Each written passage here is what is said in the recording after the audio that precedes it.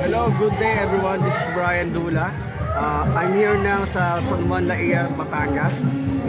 I will give you some tips kung paano pumili ng real estate broker para sa pangarap mong bahay. Okay? So stay tuned.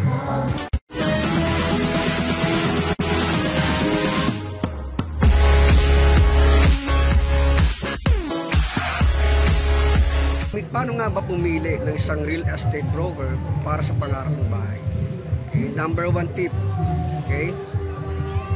Make sure na valid holder siya ng PRC card as real estate broker.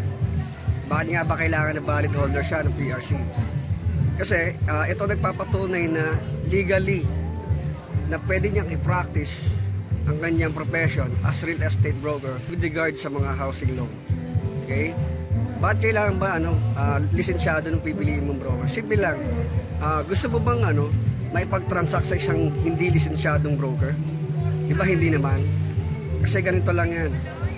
Once na napag-transact ka sa isang naipag-transact ka sa isang hindi lisensyadong broker, tendency, pwede kang ma-scam. Okay? Simple lang din. Pag hindi lisensyado yung katransaksyon mo, diyan sa kukunin mong bahay, okay? Ito lang mangyayari, hindi ka pwedeng makapagreklamo kasi nga, pwede ka lang niya takbuhan basta-basta. Di tulad pagka isang lisensyadong broker, na valid holder nga ng PRC card as broker, pwede mo siyang reklamo sa PRC. Pwede kami matanggalan ng lisensya. Okay, tip number 2, ito pa, make sure na na yung broker na kukunin mo na full-time siya. Okay? Bakit full-time? Kasi simple lang. Tutulungan ka niya siyempre pag full-time siya, tutulungan ka niya na asikasuhin yung dokumento mo hanggang makalipat ka sa bahay mo.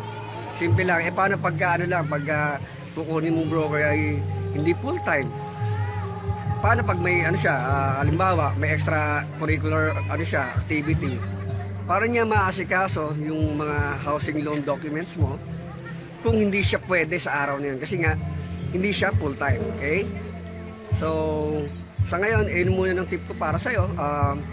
Ang paggawa ng pangarap mong bahay ay walang practice mo yan. Okay? Basta kumuha ka ng bahay, dyan na yan, dire-diretso na yan. And make sure na yun nga, license broker nung kukunin mo. Kasi hindi naman barya-barya lang usapin dito.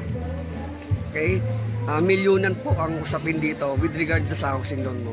So, if I were you, may pag-transact ka only sa sa trusted and licensed real estate broker. Okay? Have a good day.